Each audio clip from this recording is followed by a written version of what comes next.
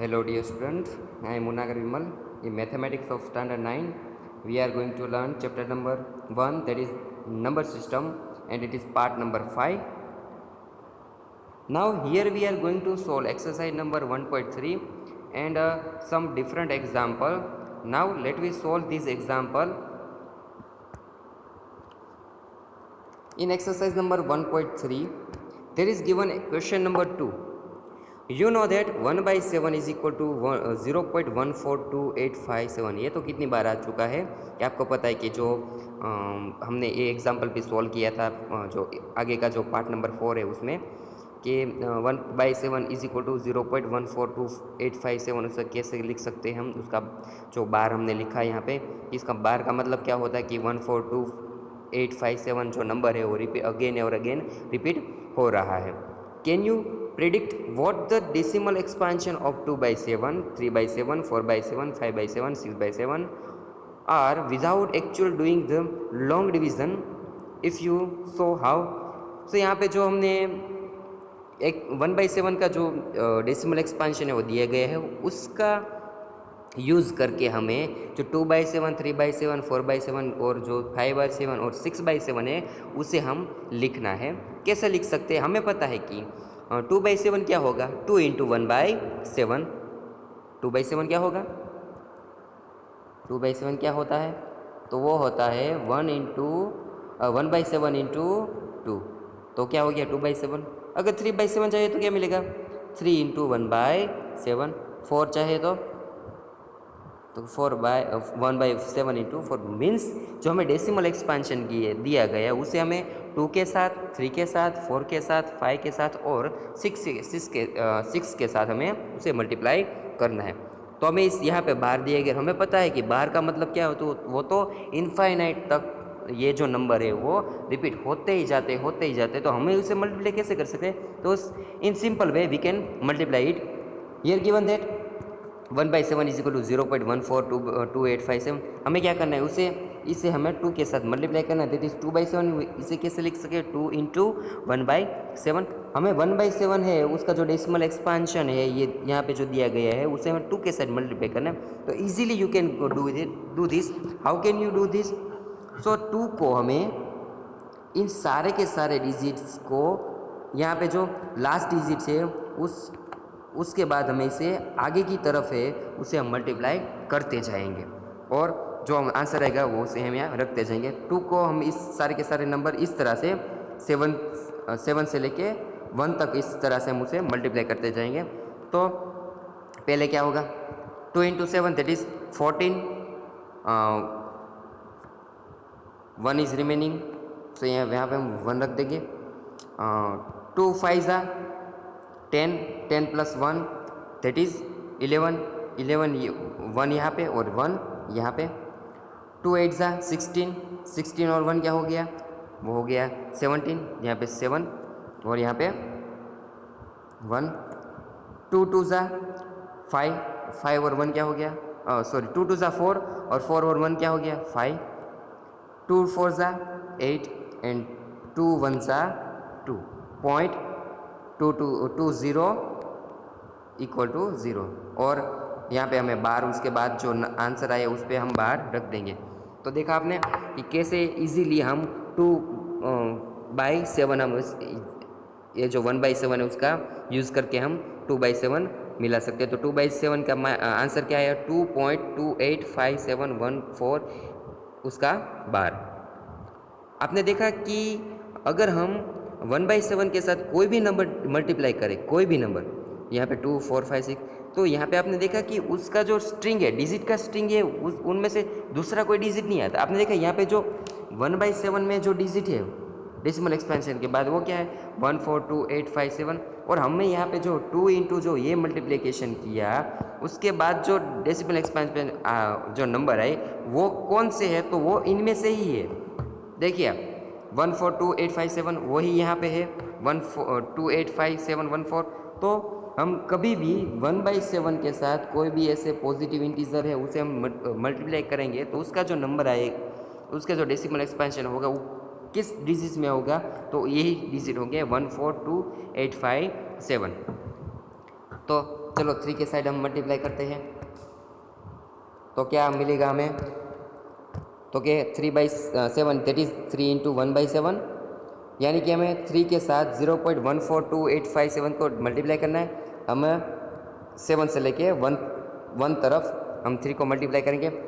3 7 ज़ा 21 that is 1, then remaining is 2, 3 5 ज़ा 15, 15 plus 2 that is 17, 17 ईयर 7 ईयर 1 ईयर 8, 3 8 ज़ा 24 and that is 1, 5 25, then 5 is here and 2 is here, 3 2 ज़ा 6 and 6 में 2 क्या हो गया 8 हो गया, 3 4 ज़ा 12, 2 हियर और 1 यहाँ पे, 3 1 ज़ा 1 एंड यहाँ पे 4।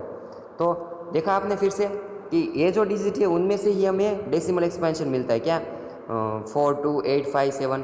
तो इस तरह से जो डिजिट है वो सिर्फ वो अपने जो प्लेस है वो सिर्फ रिप्लेस का हो गया और जो डिजिट हमें वही के वही मिलेगा। तो इस तरह से आप 4/7, 5/7 और 6/7 को भी आप यहाँ से लिख सकते हैं। और सारे के सारे डिजिट है उसके पीछे जो आएंगे वो किन में से आएंगे, तो ये जो 6 डिजिट है उनमें से ही वो डिजिट मिलेगा। तो इस तरह से हम ये जो डेसिमल एक्सपेंशन है उससे आंसर लिख सकते हैं। Express 0.999 up to infinite in the form p/q, are you surprise by your answer. हम देखेंगे कि इसका जो आंसर हमें p/q फॉर्म में लिखेंगे और उसका जो आंसर मिलता है क्या मिलता है और देखेंगे ये से क्या हुआ, बराबर। तो with your teacher and class में discuss why the answer makes sense, this type of sense. Now let, हमें यहाँ पे p/q में फॉर्म में लिखने के लिए हम इसे कैसे लिखेंगे, दैट इज वी एज्यूम करेंगे x is equal to 0.999 up to infinite, that is equation number 1। अब क्या करेंगे, 9 रिपीट होता है, तो 9 कितनी बार यहाँ पे कितने डिजिट रिपीट होते हैं, तो 9 है वो एक ही बार रिपीट हो देंगे। तो 1 के पीछे हम क्या रख देंगे, 1 ही 0। तो क्या मिल गया हमें 10, और 10 को हम जो इक्वेशन 9 है उसे इक्वेशन 1 है उसे मल्टीप्लाई करेंगे तो क्या मिलेगा, 10x is equal to 10 into 0.99999 up to infinite. और जब हम 10 को इस डेसिमल एक्सपेंशन है उसे मल्टीप्लाई करेंगे तो यहाँ पे एक ज़ीरो है, तो डेसिमल पॉइंट एक प्लेस क्या हो जाएगा, वो रिप्लेस हो जाएगा। तो क्या मिलेगा, 10x is equal to 9.99999 up to infinite. तो हम क्या करेंगे, अब दो इक्वेशन नंबर 2 में से इक्वेशन नंबर 1 सब्स्टिट्यूट कर देंगे। तो let taking equation number 2 minus equation number 1 we get 10x is equal to 999, और डेसिमल पॉइंट के नीचे डेसिमल पॉइंट रहे इस तरह से हम उसे लिखेंगे तो x इज इक्वल टू 0.999। यहाँ पे जो डेसिमल एक्सपेंशन है वो एक दोनों सिमिलर है तो हो जाएगा 0, 9 minus 0 that is 9 and 10 minus x that is x, 10x minus x that is 9x। और जब हम उसे लिखेंगे x is equal to 9/9 and it equal to 1, how it is possible, it means 0.999 it is a value of 1. Why it is happens, because we know that the value x is equal to 0.999 it is near about 1। क्या होता है, वो near about 1 है, इसीलिए ये होता है कि जो नियर अबाउट 1 होगा उसका आंसर क्या आ जाएगा, वो 1 आंसर आ जाएगा, इसलिए यहाँ पे 1 आंसर हमें मिला है। अगर यहाँ पे जो दिया गया होता कि 1.999999 अप टू 28, तो इसका आंसर नियर अबाउट क्या है 2। तो जब आप उसे इस नंबर को आप जब p/q फॉर्म में लिखेंगे तो उसका आंसर भी क्या आएगा, 2 आएगा। अगर यहाँ पे 2.999 और एक किसके नियर अबाउट क्या आंसर हो 3 है, तो अगर आप उसे p/q में लिखेंगे तो उसका आंसर क्या आ जाएगा, 3 आ जाएगा। तो ये जो नियर अबाउट 1 आंसर है, इसीलिए जो हमें आंसर मिला वो क्या मिला, इस तरह का मिला। Question number 6, look at सर्वल example of rational numbers in the form p/q। हम कुछ जो p/q वाले जो रेशनल नंबर उसे हम लिखेंगे, where p and q are integers with no common factors. p और q क्या है, कोप्राइम हुए ना, कोप्राइम तो नहीं कह सकते, लेकिन वो जो p/q ऐसे नंबर है जिसके कॉमन फैक्टर्स नहीं मिलते। And p and q are positive integers and with no common factors other than 1 and having terminating decimal representation, that is expansion, और जो ऐसे हमें पी बाई क्यू फॉर्म लेने हैं कि जिसका जो हम डेसिमल एक्सपेंशन ले तो वो क्या होना चाहिए, टर्मिनेटिंग। क्या होना चाहिए, टर्मिनेटिंग हो जाना चाहिए कि डेसिमल पॉइंट के बाद कुछ नंबर के बाद वो जो नंबर है वो रुक जाने चाहिए। Can you guess what properties q must have? तो क्यू जो में डिनोमिनेटर है वो किस टाइप का है वो हमें देखना है। तो solution of let us take several example of rational number having terminating decimal expansion. तो यहाँ पे दिए गए नंबर है 3 और 8। हमें पता है कि 3 और 8 का कोई भी कॉमन फैक्टर नहीं है, इसलिए हमें उनमें से कोई भी कॉमन फैक्टर कैंसिल कर सकते नहीं है। तो let we write denominator in the form of power form of any number 3/2^3। हम लिख सकते 8 को क्या लिख सकते हैं, 3/2^3। और जब हम 3 को 8 से डिवाइड करेंगे हमें क्या मिलेगा, 0.375। सो जो नंबर दिया गया है वो क्या है, टर्मिनेटिंग डेसिमल एक्सपेंशन 7/8। 8 को कैसे लिख सकते हैं, 2^3। और हम जब 7 को 8 से डिवाइड करेंगे तो हमें टर्मिनेटिंग डेसिमल एक्सपेंशन मिलेगा 0.875। 7/15 दैट इज 7/5 इंटू 10। और 7/5 है जो उसे हम कैसे लिखते हैं, 5 इंटू 2 इंटू 5। और 7 उसे कैसे लिखते हैं, 2 इंटू 5^2।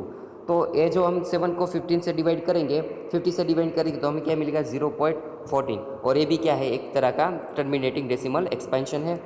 2/50 दैट इज 2/5² एंड 0, इसे हम जब 2 को हम 25 से डिवाइड करेंगे तो क्या मिलेगा हमें, 0.08। ये भी क्या है, टर्मिनेटिंग डेसिमल एक्सपेंशन।